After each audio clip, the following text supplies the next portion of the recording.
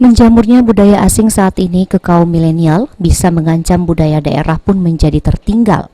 Oleh karena itu, supaya budaya daerah tidak terlupakan, Dinas Kebudayaan dan Pariwisata Sumsel pada tahun 2021 mendatang akan mengajukan perda tentang budaya, sehingga bisa mengangkat kearifan lokal yang ada di Sumsel.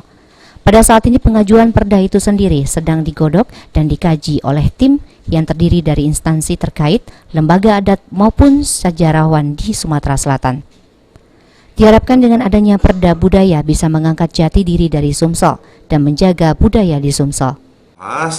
Dengan berbagai kajian yang melibatkan seluruh instansi yang terkait seperti Biro Hukum, kemudian kita dari pariwisata, juga termasuk lembaga-lembaga adat yang ada di Sumatera Selatan, kita libatkan mereka, para sejarawan, para seniman kita libatkan untuk kita berdiskusi untuk mencari solusi, mencari cara bagaimana kita mengangkat kearifan lokal ini. Perda itu sendiri khususnya perda tentang kebudayaan di Sumsel atau bagaimana Pak?